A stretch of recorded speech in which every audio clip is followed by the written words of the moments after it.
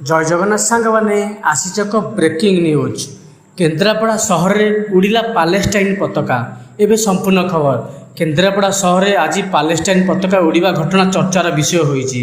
एक धार्मिक शोभायात्रा किसी युवक ही पताका हाथ में धरी पुराना बसस्टाण्ड निकट में उड़ाई देखा मिली। पुराना बसस्टाण्ड फांडी आगे यह पताका उड़ता नहीं सोशल मीडिया फोटो भाइराल होगापर विभिन्न महल में प्रतिक्रिया प्रकाश पाई। तेज पालेस्टाइन को जातीय पताका उड़ाଯିबार निर्दिष्ट कारण जमापड़ना। पूर्वतन काउंसिलर तथा जसेन ईद मिलादुन नबी कमिटर उपसभापति मुख्तार खां कहते शोभायात्रा चलता बेले एभली घटना होईना। जदि पर कहीं एभली करेंगे से आम दुख प्रकाश करुचु। पूर्वतन काउंसिलर हिफुर रहमान कहते शोभायात्रा शांति श्रृंखला सहित होईची।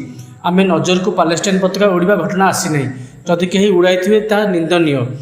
एभली करवा आदौ उचित नुहे। टाउन थाना अधिकारी दिलीप साहू कहते मो पाख खबर आसिया पर अधिकारी घटनास्थल को पठाई मात्र पताका उड़ुवा देखा मिल ना कि ए संपर्कित कौन अभियोग होना। किंतु राज्य में देखा मिली पूर्व कटक पताका उड़ाई केन्द्रापड़ा में पताका उड़ाई आने सारा विश्व सारा देश में एक चर्चार विषय होती पालेस्टाइन पताका को नहीं। एभली देशग्राम करुले निश्चित दंड देवा आवश्यक। बर्तमान ब्रेकिंग खबर को ये समाप्त करुच्ची। जय जगन्नाथ, धन्यवाद।